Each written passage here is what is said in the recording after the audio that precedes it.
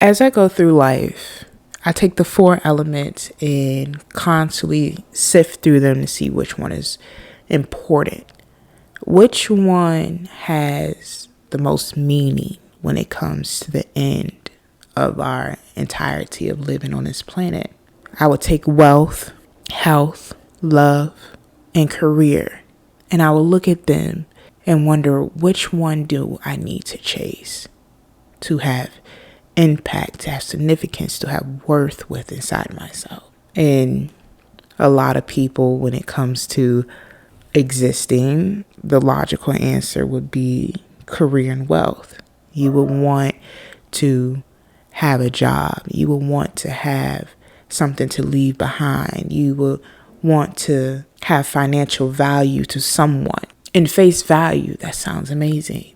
But recently, as I've been exploring new things, meeting new people, none of that matters to me.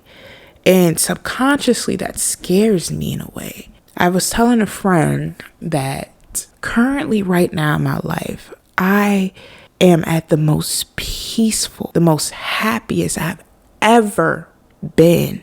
And you know how like your brain kind of self-sabotages itself, and it's like, oh, it's not going to last for long. You know what I mean? Like this happiness, something traumatic is going to happen eventually, right?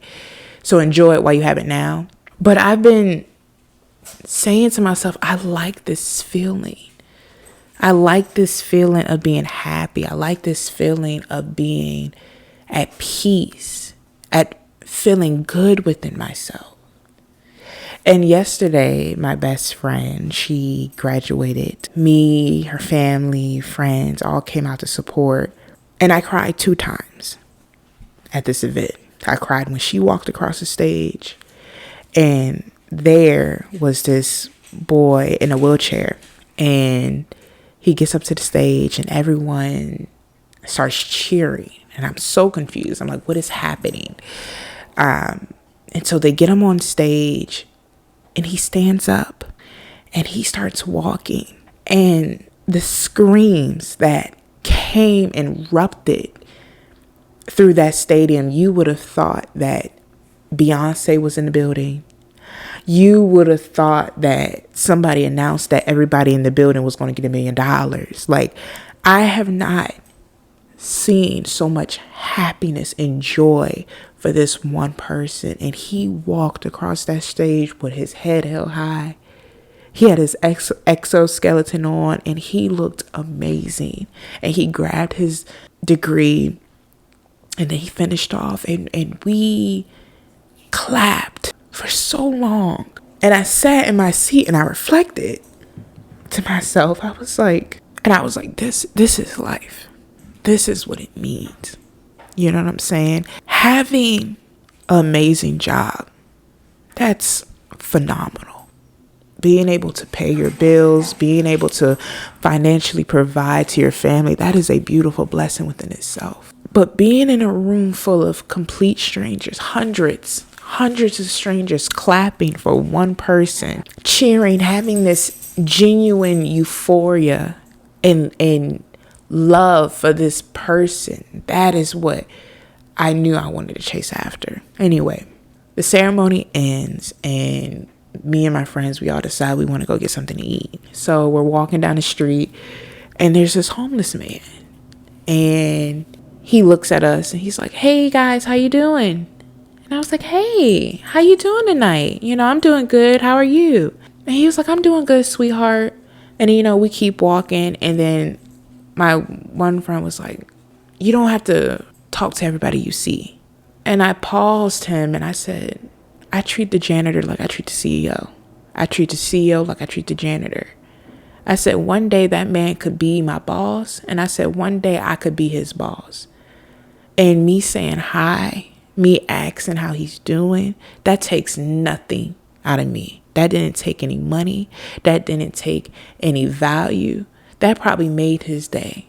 And I said, imagine how many people that came out of the same ceremony was in, walked past him and didn't say a word, and probably scoffed and probably told him get out the way and probably said he was taking up space. I was glad to say hi to him. I was glad to ask him how he was doing. Because even though he had no home, he was on the side of the street, he was still human. And I feel like today, society, the world is so dangerous and paranoid, and we're fighting each other and we're hating each other and we're finding problems within each other so we can hate each other, that we don't realize that at the end of the day, we are the most beautiful things that can happen to this planet, and we are so destructive. We are so delusional and filled with all this hatred that instead of blessing the people that we are around and blessing the people we love and blessing strangers and blessing the planet we live on, all we see each other as is competition, as opportunities, as things to get over on, as people to take advantage of. I don't care about being a CEO of a company. I don't care about being a janitor of a company. But I know at the end of the day, I should get the same respect as if I owned the damn building. If I was the janitor, I know that if I own the building, I should get that same respect from the janitor. For so long in my life, I thought I had to fight to be the best. I thought I had to fight to have the most money, to have the best job, to have the best car, to have all these materialistic things. And I don't need any of that. I don't need the biggest house on the street. I don't need the biggest salary.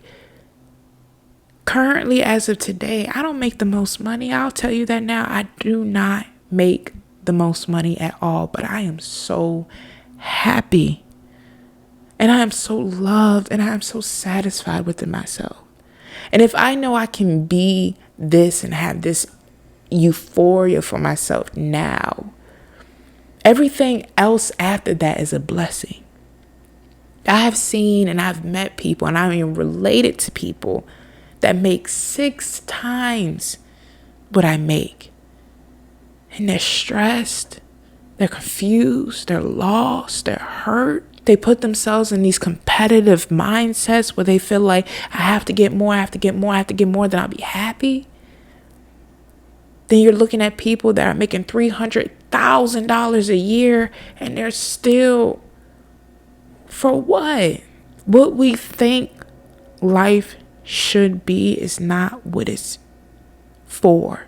We think life is about getting as much money, as much stocks, as much investments as you possibly can. We think life is owning a monopoly, being the wealthiest, being the richest, being the best.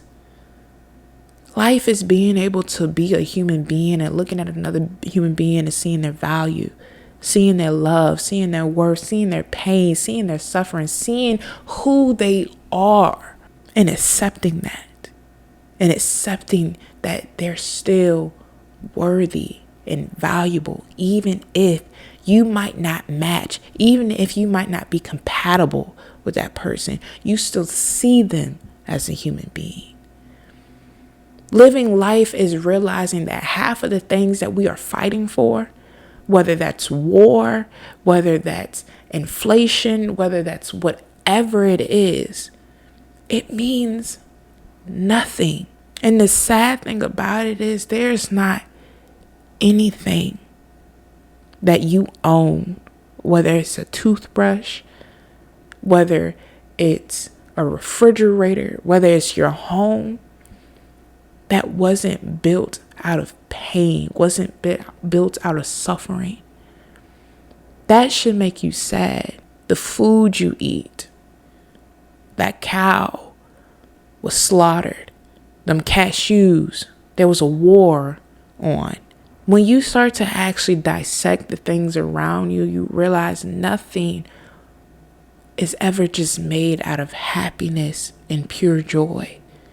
There's always some sad story behind it, and we should change that as human beings. A lot of us, we get so complacent and say the damage is done, so why fix it? If we are the ones that know we created the trauma, the bullshit lives we live, the actions we do, Why not want to fix it?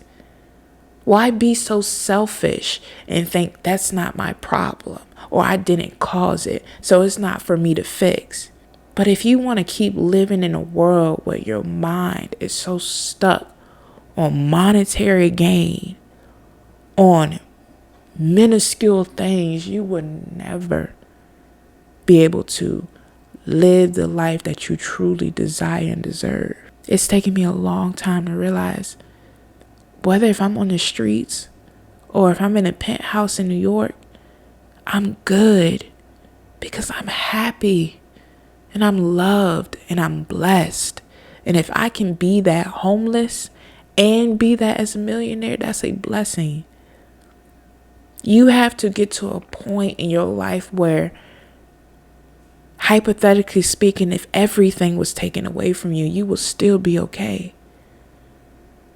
You also have to get to a point in your life where if everything was given to you, you will still be okay. Some people just know nothing, that when it's time to have something, they already been far gone.